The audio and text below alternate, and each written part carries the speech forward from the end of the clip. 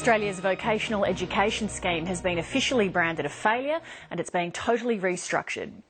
Multiple allegations of private providers rorting the system and ripping students off have plagued the sector since it was deregulated by Labor in 2012. Not only that, the scheme has hit the budget bottom line hard.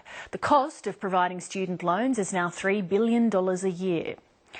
Today, the government announced a total overhaul of the sector, promising greater oversight. But tonight we ask, how did it come to this and will the latest crackdown work? Michael Atkin reports.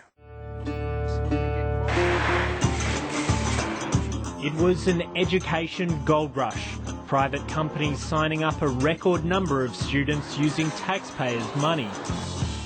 But sometimes there was no training at all. They'd give us the answers. They'd tell us pretty much what to write into the answer.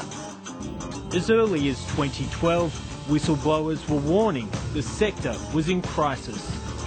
These unscrupulous training organisations who have the only focus is money, they need to go. They need to be shut down and they need to go. But the bad behaviour continued. Salesmen went door to door into Australia's poorest communities.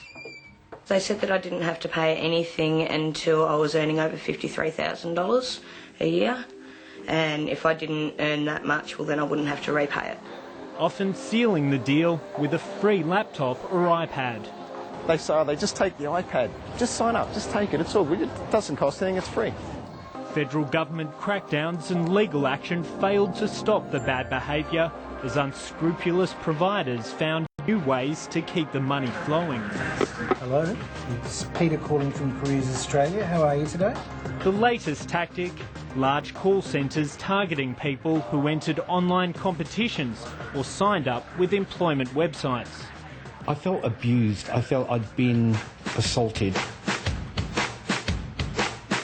Some providers have made hundreds of millions of dollars, but it's left many students with a debt and no qualification and hit the budget bottom line hard.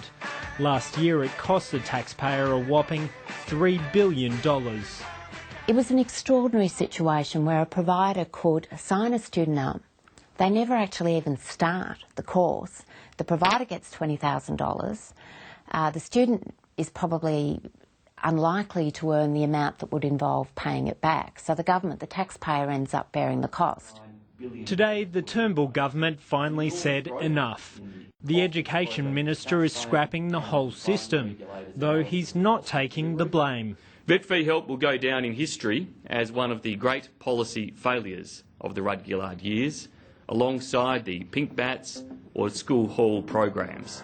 The new system will start next year and requires all private providers to reapply for taxpayer funding. For the first time, they'll be assessed on completion rates, employment outcomes and their track record. We've seen people who have come in purely for the purpose, it seems, of taking the taxpayer and vulnerable Australians for a ride, and I want to make sure they are booted out and gone forever. Under the changes, courses will only be funded if they fill skills shortages, and providers can no longer charge what they like. Student loans will be capped. Loan caps we're proposing are set across three bands, $5,000, $10,000 and $15,000, to reflect the different cost of delivery for different programs. Clearly, a diploma in business or management costs a lot less to deliver than a diploma in agriculture or engineering. Bill Shorten claims the government has backflipped on capping fees, a policy Labor took to the last election. Scott Morrison said it was an attack on private education. Scott Ryan attacked the policies for being class-based, and Simon Birmingham said it would be an administrative nightmare.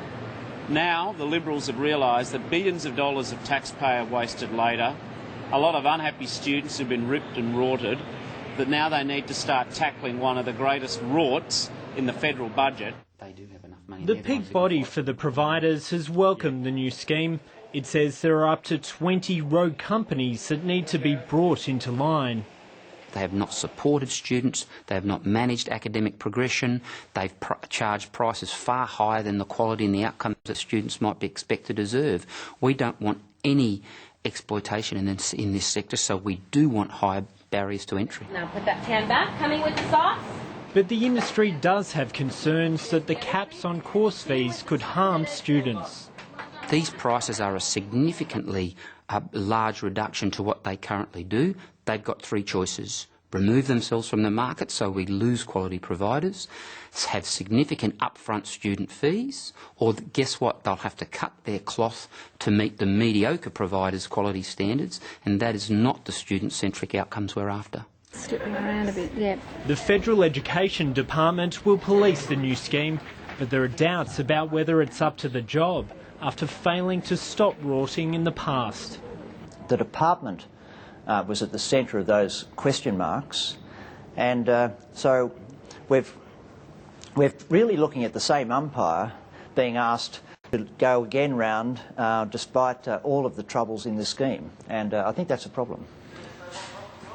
I think the department is going to struggle to cope with the size and the scope of the commercial realities of investigating commercial and private companies. I am concerned because I have to say the companies, some of them have proved to be very creative, very resilient, very focused on extracting profit, which in the case of for-profit providers, exactly what their mission is. Vocational education expert Dr. Mary Leahy says nothing will change until the focus is firmly on the quality of the education being provided. That unless you address this quality problem, you will end up with a situation where providers will just push students through the tick and flick approach. They get the qualification, but in terms of what they've learned, it won't be worth a great deal.